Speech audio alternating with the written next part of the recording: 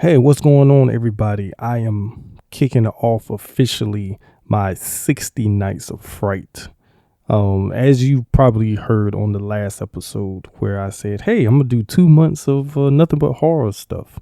Going forward through the rest of September, all through October, and who knows how? Like I said before, who knows how I might feel by the end of October. I might continue it on all through November as well, but we'll see when we get there. But to kick things off, I am doing Evil Dead 2. And what better way to kick off this 60 Nights of Fright than to talk about one of my favorite horror films, Evil Dead 2, and everything. The fact that I decided to kick it off with this movie, because I literally could have did it with any movie, but I decided to kick it off with this one because I feel like this movie is a special movie.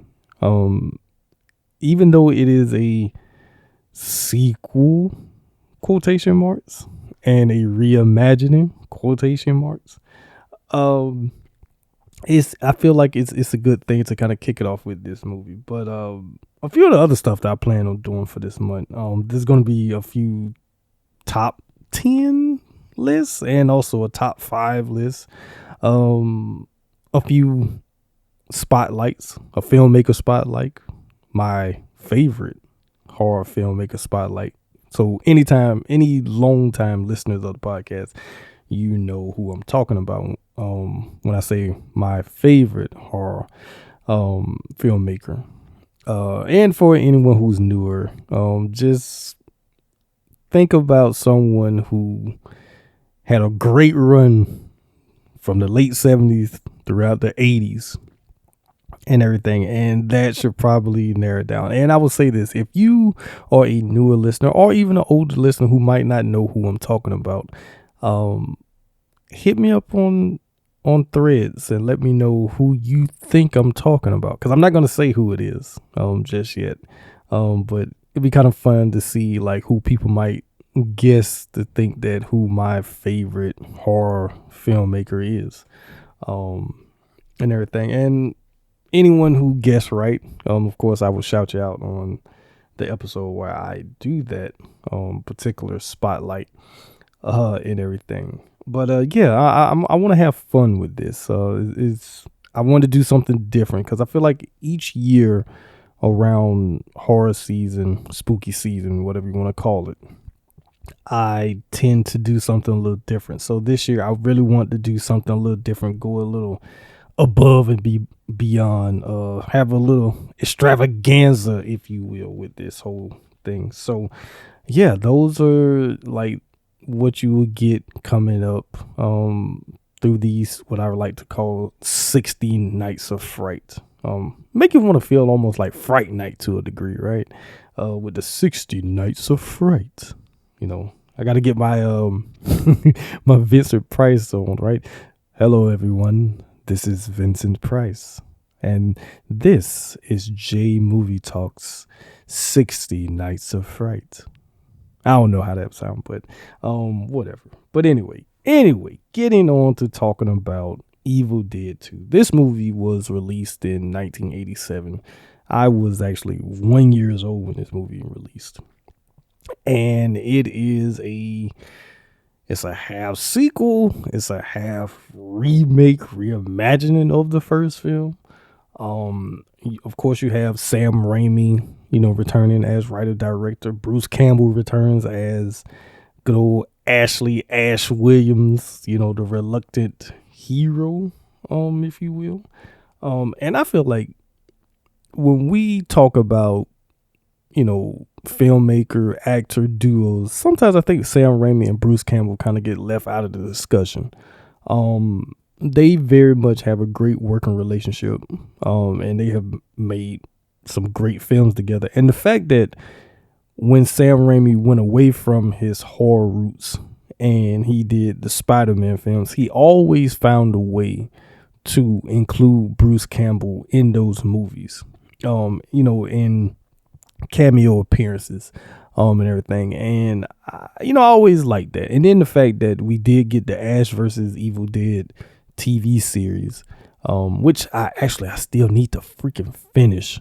I don't know why I didn't finish it, but who knows? Maybe during this time of the year, I'll finally, because I actually own the series, but I just didn't finish it. So maybe around this time of the year, I'll probably uh, pull out the Blu-rays and and fire it up and finish the series like I should have done earlier, and everything. But they have a very good working relationship, and like I say, they kind of get lost in the shuffle when we talk about great filmmaker actor duos for some reason, because they're made for each other when it comes to having the same brand of horror and comedy and everything. They click perfectly together. And the fact that this movie is one of those movies that achieve cult status, not just because of the fact that it was a low budget horror film sequel, because I think some people even look at this movie and kind of forget about the first movie. Now I could have easily did the first movie, but I really wanted to do this because, like I said, I feel like I have more fun with this movie. Of the three original films, I think I have the most fun with it. I think most people do as well. Because the first movie it's more serious with some comedy in it. And then Army of Darkness it's a lot of comedy, and it still has some horror, ish stuff to it. But this one, I feel like it has a perfect blend of horror mixed with comedy. And, even though it was a sequel and it came out during a time when the franchises, like the slasher horror franchises, were really big. We talking about 87. So, Friday the 13th is full on in this run. Nightmare on Elm Street is full on in this run. What else am I forgetting? Halloween the return of Michael Myers is kind of going at this point and everything. But you kind of having all these slasher horror films really, dominating in horror at this particular point in time in the 80s. So for this movie to come out, because I don't, like I say, because I was not there. I mean, I was born in 87, but I wasn't, obviously I was just an infant at the time. So I can't really speak on it, but I like to believe that when the first movie came out, it was, it's a cool little horror film or whatever. And then by the time this movie comes along, the fans of the first movie, it was like, oh, okay, cool. They're making a sequel or whatever. But it still was somewhat, kind of lost in the shuffle to a degree. I really believe that this movie, even though the budget for this movie, it was like $3.5 million. And it made I think close to $6 million. So it made its money back, and it was relatively a profitable movie, and it did get good reviews, and everything. But I think it really takes off like in the 90s, and when people really started. Now, I really want to say after Army of Darkness came out, which is kind of funny because of the fact that it was slapstick comedy in that movie, a lot of it. And I enjoy Army of Darkness. It was actually the first of the original films that I saw was Army of Darkness. So I saw the third movie first, and I saw the first movie last and everything. But I feel like this movie, it really took off like in the 90s, on home video, people going to rent it, from Blockbuster or Hollywood Video and places like that, and everything is where people really started to like, wow, this is a really good freaking movie and everything. And so it just, it reached that cult status. And then also too, when Sam Raimi, started doing the Spider-Man films, and people started going back and, visiting his earlier work. It's like, whoa, wait a minute. I didn't know that he was a horror guy first. And like, yeah, that's what he did first. And that's his horror roots. Just like Peter Jackson. Him and Peter Jackson, in a lot of ways, have similar type of career paths where it's like, yeah, they're known for the big budget stuff, but it's like where they started. And I feel like they were at their most creative was early in their careers when they were doing their horror stuff, and everything. So, the let's talk about the whole thing about this cabin setup and how, in a lot of ways, this movie particular helped kind of, I want to say, give life to the whole cabin in the woods setup, basically, because I mean, it's that tale of, people go to a cabin in the woods and, crazy stuff happens or whatever. But the fact that with Evil Dead, and I'm talking about the first one, where and that's where the whole remake thing comes into play, because in the first movie it was a group of friends who went to the cabin, and then in the second movie it gets changed to where it was just Ash and Linda. And it's like, if you not really noticing that they kind of retconned the first movie to a degree, you thinking, why the hell would Ash go back to this same exact cabin and take another girlfriend named Linda to this cabin? But then you realize, no, it's just them kind of brushing aside the first movie, because of the fact that I believe Sam Raimi did not have ownership rights to the first Evil Dead, so he pretty much retconned it. And like I say, that's him being creative in that way, of where, like, okay, he don't have rights to it, so okay, well, I'm gonna retell the first story at the very beginning, and then from the point of when Ash gets attacked by the evil, that's where the new half of the story takes place. So and like I said, I think that's kind of a genius thing to do, of where, like, okay, how can I make this movie? How can I let people remember the first movie, but also to tell a new story all at the same time? And I thought he did a really good job with that. And then, from the standpoint of when Ash gets taken over, because not only does he get possessed once, he gets possessed twice in this freaking movie. And I think that adds a little bit more to his character, and everything. And I'll talk more about that when I talk specifically about Ash, overall.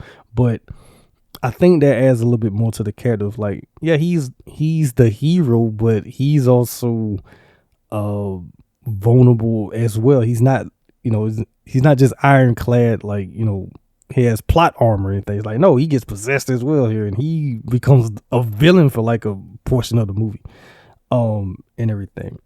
And also too, I like the fact that in Doctor Strange's Multiverse of Madness, he kind of pays homage to Evil Dead with the whole Doctor Strange, Deadite and everything. I really enjoyed that whole part of it, or whatever, which is an underrated movie, and I feel like, and the fact that that is the last time we've seen Doctor Strange for the most part, still kind of bothers me. But I will talk about that at some other point if I do some MCU stuff. But I just had to throw that in there.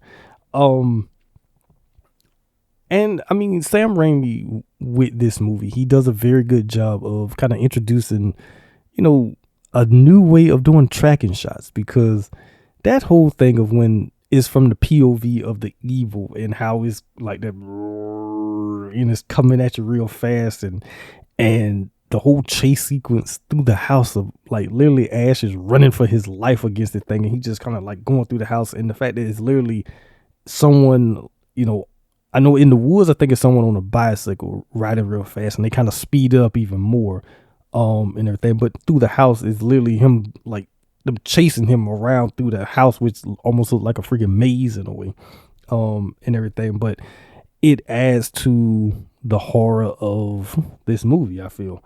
And I mean, you can't talk about this movie without talking about the Three Stooges style of slapstick, and it's slapstick violence, which I don't really think you really see that in too many, like, horror movies, especially like horror comedies. You don't see a lot of, like, the slapstick.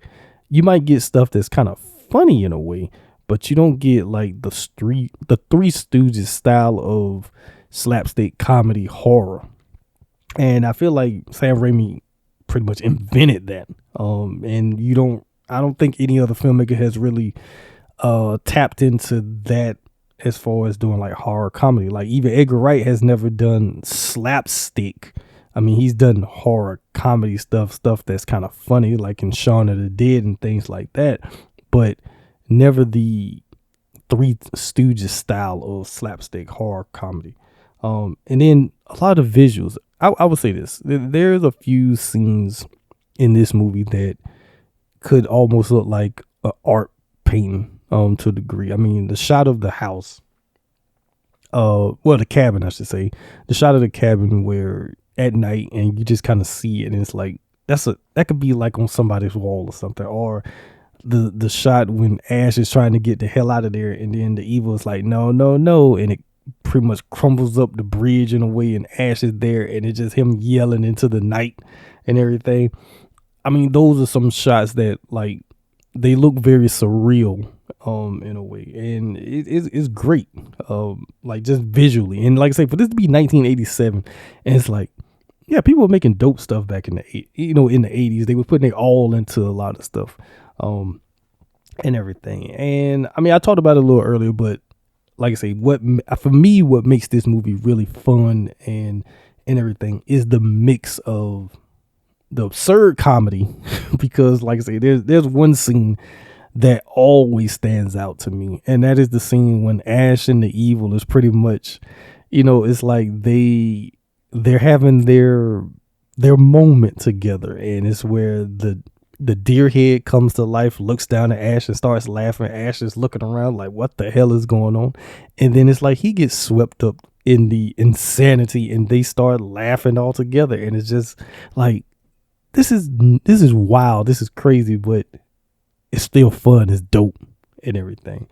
And then of course the over the top horror that you get, like the Henrietta stuff, and when she gets turned into, well, she's already like the bloated Henrietta when we first see her, and everything, just that look. And then when the other guy that's with the character Annie, when he gets turned into a deadite and all that, just the way things look. And then of course the over the top blood and everything that just gushes and pours and everything like that, and it's like, good grief. But at the same time, it's still fun, and I enjoy it a lot. And I know a lot of other people who are fans of this movie, you enjoy it as well. So real quick, I just want to talk about how this movie, it is because you're going to hear me say this a lot, it's a perfect balance. And I feel like it is a perfect balance. It's a perfect balance of horror and laughs.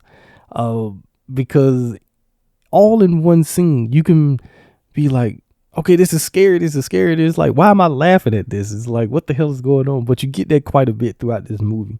One of the scenes that always that I feel like is a perfect example in this movie is the second time when Ash gets possessed and Annie is trying to fend herself against him.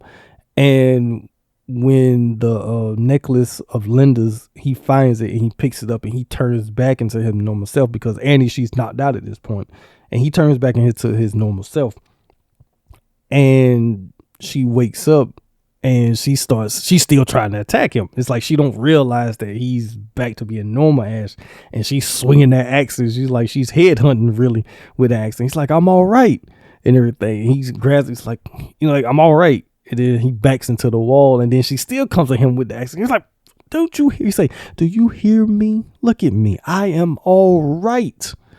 And it's like, it does two things. He's being very serious in that moment, because we realize it's the love of that necklace that turns him back to being normal Ash. But then also too, he's trying to calm her, but it's just the way he says, like, are you hearing me? Like, look at me, lady. Like, I am all right. Even though he's really not all right. But like I said, it's an interesting scene to me, and it speaks a lot about the Ash character, and also a theory that I have regarding his character. But again, I'll say that for a little bit later. But you don't really see too much of this type of horror comedy so much anymore. I mean, the closest to me would probably be most recently the movie The Blackening, where you get like the horror comedy stuff all at one particular time and everything.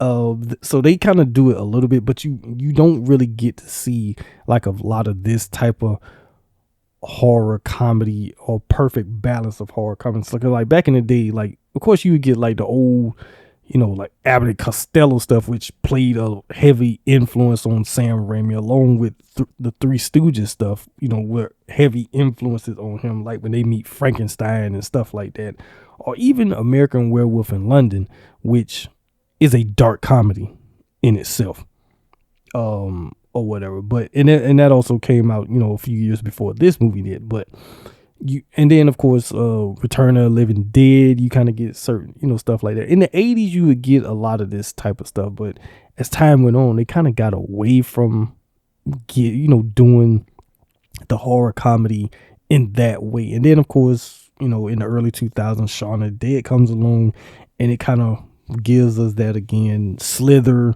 movies like that. But it was far and in between, where back in the day you would get a lot of this type of horror comedy aspect. And then Cabin in the Woods I feel like is a very good satire movie, but it's not so much comedy. It's more of what happens when they take the horror tropes on purpose, and that's how the whole thing plays out, and everything. And it's not, I mean, there are laughs in that movie, but it's not done in a overtly comedic way like how this movie, or even Tucker and Dale versus Evil, just to name some movies that I would say were inspired by Evil Dead 2. Cause like I say, I always harken back to Evil Dead 2, because Evil Dead 2 is the movie for me, which is where a lot of people say, hey, if I want to make the perfect horror comedy, it's Evil Dead 2. Not so much Army of Darkness, not so much the Evil Dead, but Evil Dead 2, and everything. And one thing that's always kind of interesting to me too is, why is it, as horror fans, why do we love to laugh in comedy? And over the years I've noticed, and I believe this is even been talked about quite a bit, is that there is a fine line between horror and comedy. Like, if you tweak just certain things in a comedy, it could be considered a horror movie. If you tweak certain things in a straight up horror movie, it can be a comedy.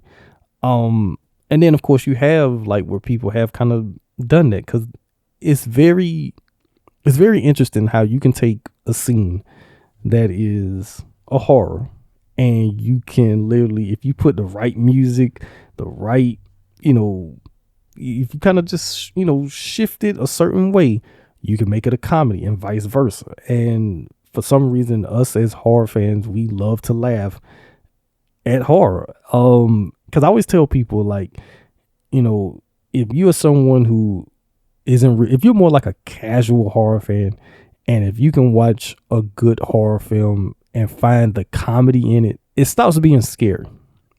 And I always say, if there's a horror film that where you can't find the comedy in it, then it's kind of not doing its job, because like I said, there is a fine line between horror and comedy, and everything. So let's talk about Mr. Bruce Campbell as Ash Williams, right? I mean, I really don't understand how Bruce Campbell didn't have a bigger career after this movie, because he is, I feel, at his best in Evil Dead 2. Like, if you say what is the quintessential Bruce Campbell performance, I would say him in Evil Dead 2 it sums him up perfectly. Unfortunately, in the 90s, he leaned more into the slapstick stuff because Army of Darkness, but he could have been a movie star. I feel like, maybe not, on a top level movie star, but he could have been a movie star because the physical stuff that he could do. I mean, look at how we looked at Jim Carrey in the 90s and everything. Bruce Campbell was doing this in this movie, because a lot of the stuff what he is doing is him doing the physical stuff. It's not a stunt man, it's him. He's literally flipping himself over, throwing himself into walls, slamming plates against his head and everything like this. It's him doing all of this. All the scene when when the possessed Linda head bites his hand and is literally holding on, and he runs out of the cabin. He falls down and then he spins around, and he comes up to the camera and shows the head like it's literally hanging from his hand and all that type of stuff. That's all him. And this movie doesn't work without anything that he does. If he was not able to do any of the physical stuff, I don't think this movie gets remembered or is loved the way it is without what Bruce Campbell does here. And then of course his one-liners in it, like the groovy and give me some sugar baby. Of course that comes later, but it's just the one-liners and what makes the character so fun. It's just how he becomes the reluctant hero, because he's not a hero in the first movie. He's even really not a hero the first half of this movie. He becomes the hero, at the end once he gets the chainsaw.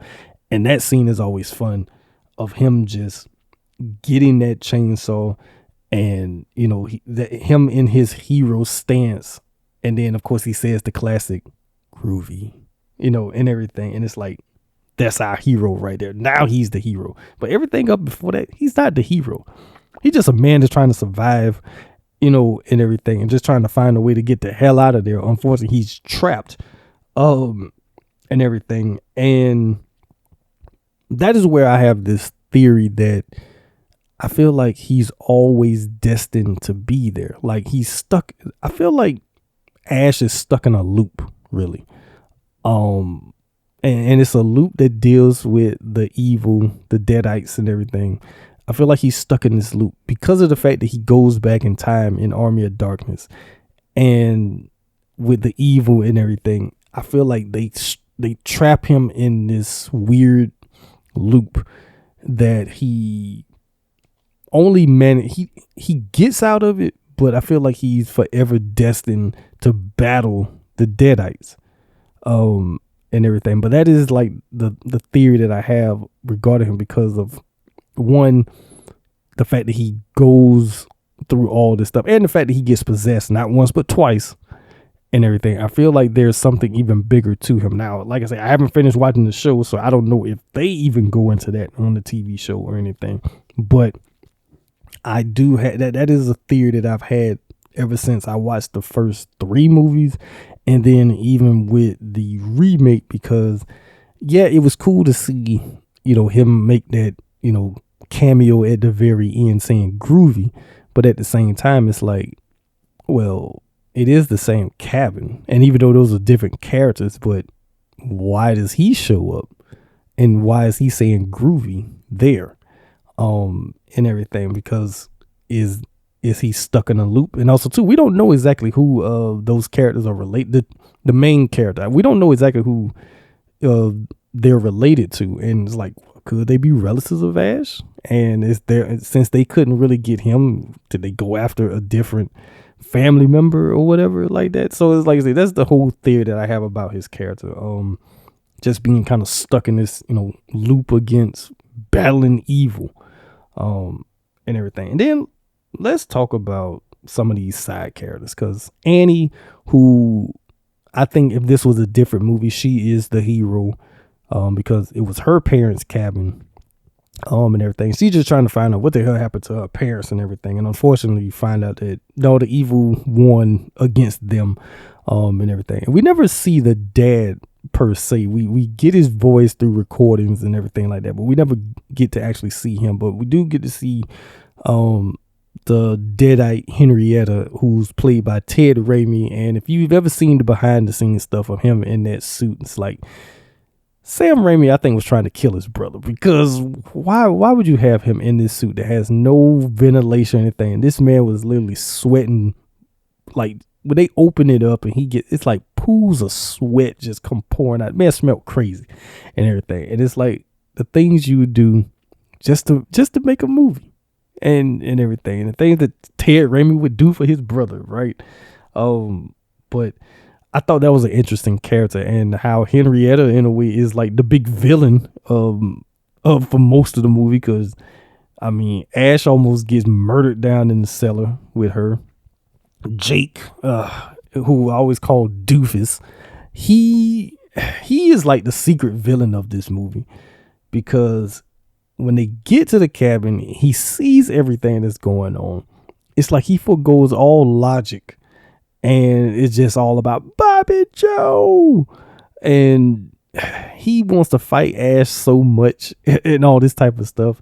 And he becomes a victim of Henrietta down in the cellar, because somebody was gonna get got by Henrietta, because Henrietta, like, she told Ash, swallow your soul, type of thing. So she did get Jake's soul, and he kind of deserved it because he was a doofus, and even Ash calls him an idiot, because you see everything that's going on. Why are you a non-believer of what's going on, even though you have witnessed everything that's going on? And then the different version of the Deadites, like I said, you get Henrietta, you get Ash twice as a Deadite. Then the other professor, that's, because I don't know if he's Annie's boyfriend or whatever, because he doesn't have really a lot of lines or whatever, but he does get taken out, and then he is turned into a Deadite or whatever. But and then of course you get the tree Deadite, which come crashing in at the end and literally is about to trying to eat Ash, and like, we won, and all that type of stuff or whatever. So the fact that we get different versions of the evil Deadites in this, I thought was cool, and they all look different for the most part, whatever. And I think it's interesting, the journey that, because this kind of goes back to what I was saying about how I feel like Ash is stuck in a loop, but Bruce Campbell's journey of going from just this kind of like regular dude, who was on, just going on a trip to the cabin with his girl, and next thing you know, you gotta fight against evil, and he's stuck in this for the rest of his life. Because I believe even on the show that he even brings up about he's been fighting this evil for so long now, and everything. It's like that's all it is.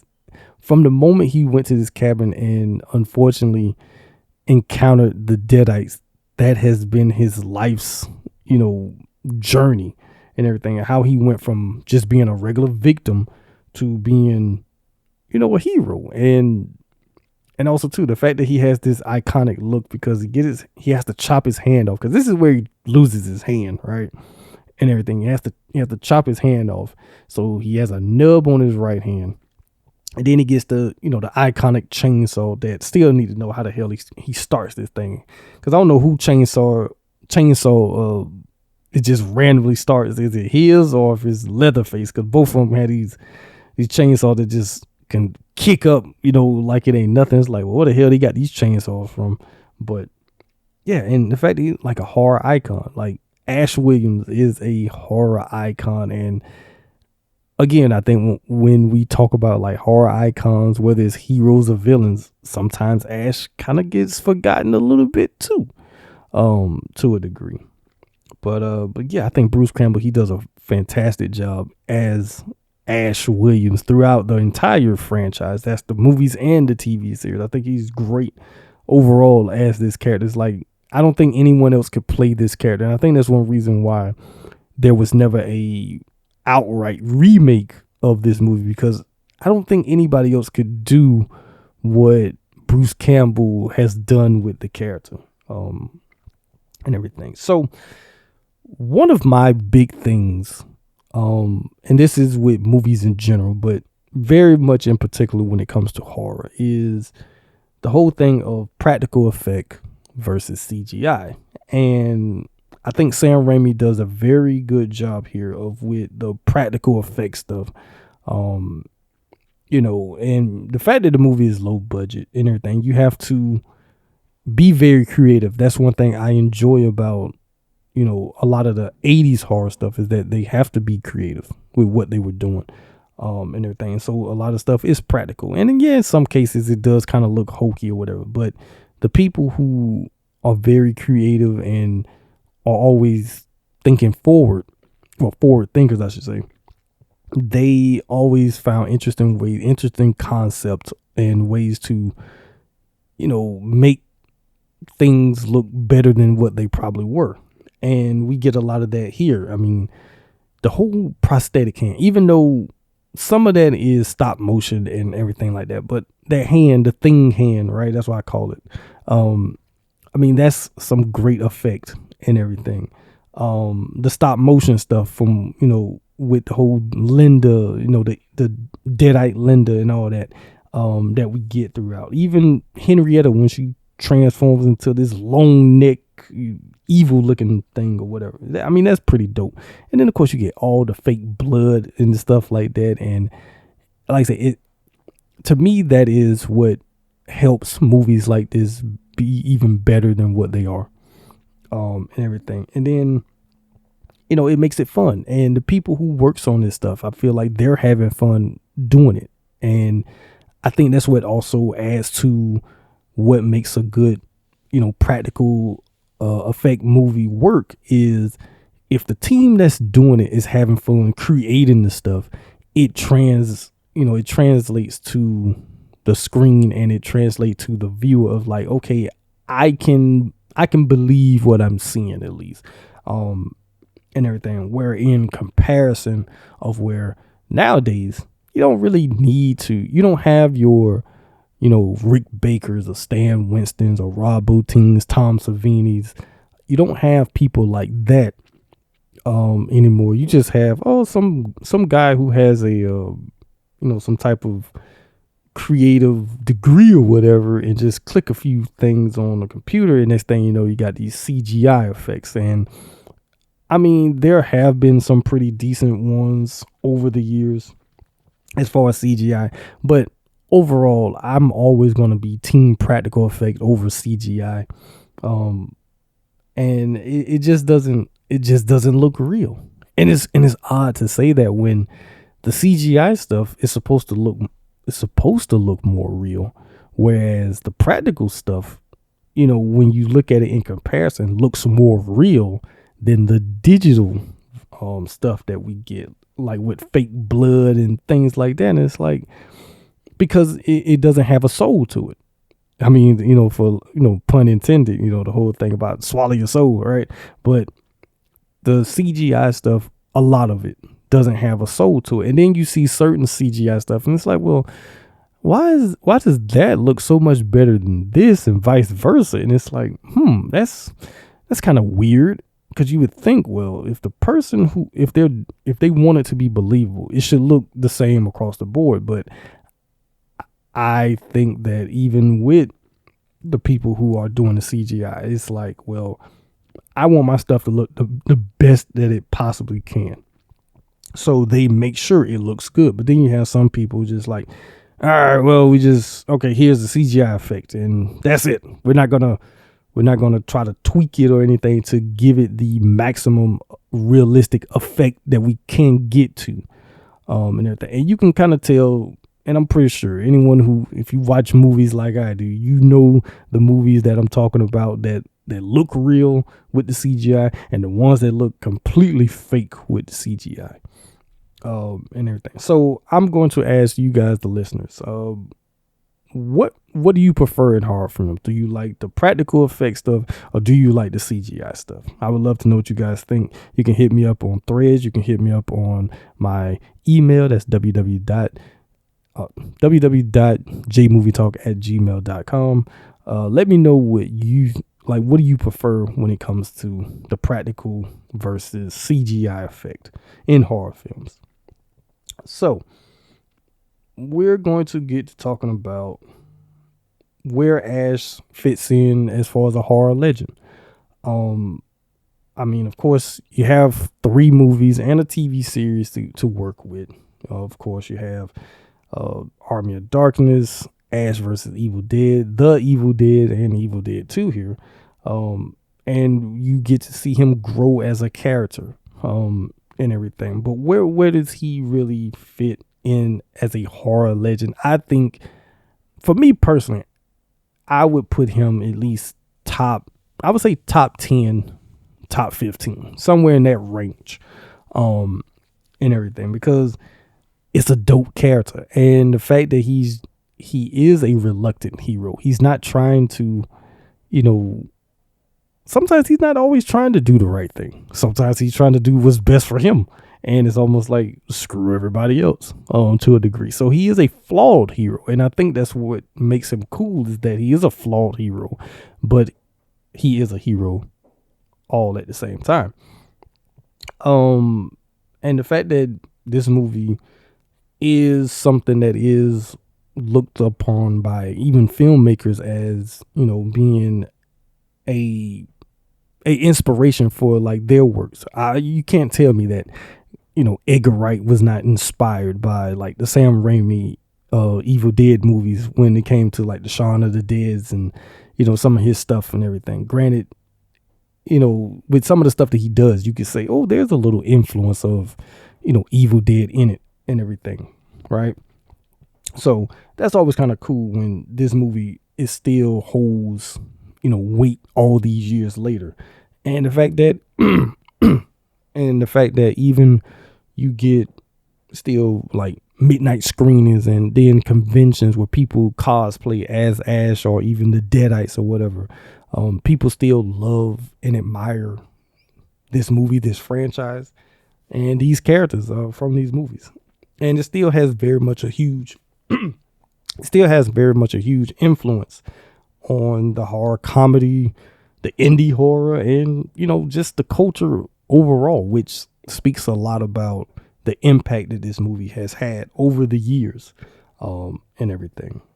So as we kind of wind this down, as far as some of my favorite scenes throughout the movie, I've talked about the hero scene. That's always a favorite of mine. Like I say, that scene where Ash and the evil is pretty much kind of like having a laugh off or whatever. That is always fun to watch. I would say too, when Ash has to, you know, get Annie in check. I'm all right. I am all right. That is always a favorite. Or whatever. The practical effect of the head in the vice grip. That's always kind of, because it goes between being the evil Linda and just the regular face Linda, and how he has to deal with it. And then he looks around, it's like, where's the chainsaw? And then her body come crashing in, welding the chainsaw at him, and then he has to kind of flip it and gets rid of Linda like that, and everything. And then I would say this: does it still hold up better than the first movie? Yes, because the first movie is good and it lays the foundation, but I feel like Sam Raimi tapped into a perfect, you know, medium here with this movie, and it's just, like I said, it's just a special movie. I almost don't have words for it, even though I've been talking for the last 40-something minutes about this movie and everything, but I feel like it's just a perfect blend of horror and comedy that not too many other movies are better at doing, and everything. So yes, this definitely does hold up for me or whatever and everything. So I would love to know, what are some of your favorite Evil Dead moments? It can be from Evil Dead 2 or it can be from the entire franchise. And I still need to watch Evil Dead Rises, the last Evil Dead. So that's probably going to be something on the watch list here as well. And then I'll probably come back on the episode and just give my thoughts about Evil Dead Rise, because that's the only one I have yet to watch yet. But yeah, I would love to know what you guys think is, like, what is some of your favorite Evil Dead moments, and everything like that. So that is pretty much it for this episode. So Evil Dead is definitely a movie I think people should watch. If you have never watched the Evil Dead movies or anything, like, or if you haven't seen this movie in particular, I definitely recommend checking it out. It's cool to watch. Either you can watch it by yourself or you can watch it with a group of friends. I think it'd be fun to watch it with a group of friends just to see like how everyone react to certain stuff in the movie. And like I said, I thought it would be a good idea to kick off the 60 Nights of Fright. Excuse me, got to do my Vincent Price. The 60 Nights of Fright. For JayMovieTalk. Kick it off, and everything like that, because I am going to have fun over these next 2 months, pretty much talking about the topics that I have planned, and everything. So the next episode is not going to be a movie review. It is actually going to be a top 10 list, and it's going to be top 10 villains. So I'm going to ask right now to you guys, and I'm going to put it up on the socials and everything, asking who are your top 10 villains? Don't all have to be creatures. It can be, like I say, when I say horror villains, it could be any person, place, or even thing. Hint, hint. As far as, horror villains. So that is the next episode. That will be episode 352, where I do my top 10 horror villains list. And yeah, so if you're listening on YouTube, definitely drop your comments down below about Evil Dead and also some of the other things that I've mentioned and everything like that. You can follow me, of course, on social media, on Threads primarily. That is where I kind of made my hub these days. I'm over on Threads at the J Giles. I'm still on Twitter, but I don't really post as much.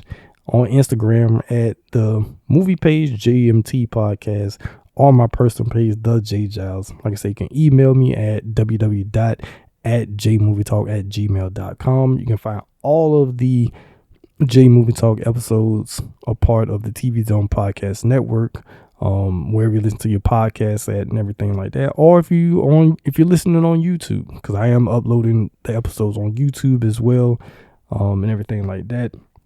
Got some fun stuff that I'm going to be doing over on YouTube as well to kind of coincide with the movie talk episodes as well. So look forward to that if you follow me on YouTube. Or if you don't, go ahead over to YouTube and click that follow so you can stay up to date with all of the cool stuff that I have coming in the future related to J Movie Talk and everything like that. So I want to thank everyone for listening.